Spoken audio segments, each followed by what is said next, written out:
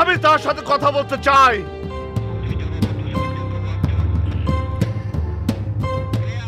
ঠিক আছে, তাহলে কি ঠিক আছে? চলেন গিয়ে শুনে ও কি বলতে চায়। আমি ঘাপলা করেছি, সরি। এ নিয়ে আর কথা বাড়াবেন না, যা হবার হয়েছে। কামাল জাভেদ ভাই, ওকে, আমি আপনাকে ডিনার খাওয়াবো। এবার খুশি?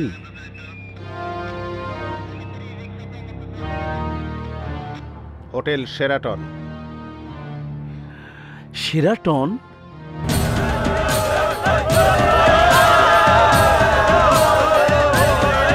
এই সন্ত্রাসীর কাছে কি কোনো বোমা আছে নাকি? প্লিজ সরেন তো। বলতে পারবেন?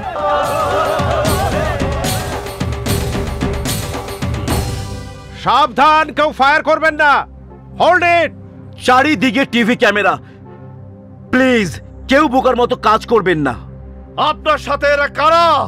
ইনি হচ্ছেন ডিআইজি শেরতাজ খান, খুব ভালো লোক, 30টি রোজা রাখেন। আপনি আমার সাথে মিথ্যাচার করেছেন জাভেদ সাহেব। আমি দুজনকে মুক্তি দিয়েছিলাম, কিন্তু তার বিনিময়ে আপনি আমার জন্য কিছুই করেননি। কারণ আপনি চেয়েছিলেন আমি গুলি খেয়ে মরি। কেউ চায় না আপনি গুলি খেয়ে মরেন, এটা আপনার ভুল ধারণা। কেউ চায় না, তাই না? কেউ চায় না। তাহলে এটা কি? একে পাঠিয়েছে কে? মিস্টার আলম, এর শেষ কোথায়? আপনি যাই করুন না কেন, প্রশাসন, আইন আপনার কাছে হার মানবে না। আপনার সামনে দুটো পথ খোলা আছে, এক জেল, দুই মৃত্যু। আমার ছেলে খুবই অসুস্থ, তার চিকিৎসা দরকার। আমি সবই বুঝি, একজন যোগ্য বাবা হওয়া সহজ কথা না, কিন্তু আপনি যা করছেন সেটা কোনো সমাধান না। আমার কথা আপনার কানে যাচ্ছে না, তাই না? আমার ছেলে অসুস্থ।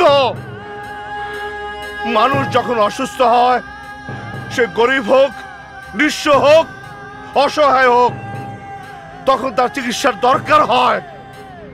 এটা তার জন্মগত অধিকার। অসুস্থ চিকিৎসা, অসুস্থ চিকিৎসা, অসুস্থ চিকিৎসা, অসুস্থ চিকিৎসা, অসুস্থ চিকিৎসা, অসুস্থ চিকিৎসা, অসুস্থ চিকিৎসা, পৃথিবীর সবচেয়ে ভারী জিনিস হচ্ছে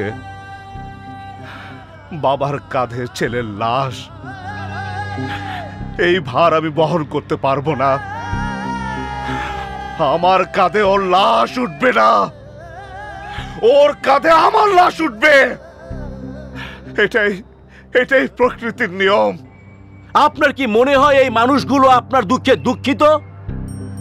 সরি, কেউ কারো কষ্ট বোঝে না আলম সাহেব। যার যার কষ্ট তার একান্ত নিজস্ব। অগণিত অস্ত্র আপনার দিকে তাক করা আছে। এবার বলুন, আপনি কি চান? আমি আমার ছেলেকে চাই।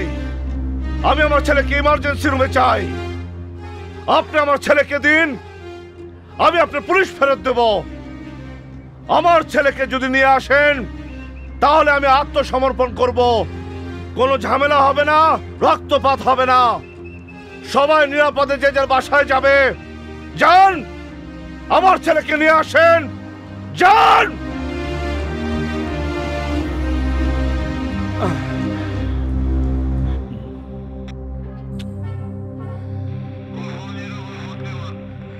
কি করবেন? আর কি কিছু করার আছে?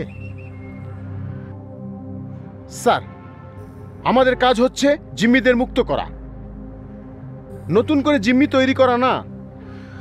সে তো আর নিজের ছেলেকে জিম্মি করবে না। Okay, it's an order. নিয়ে আসেন তার ছেলেকে। Yes sir. হুম।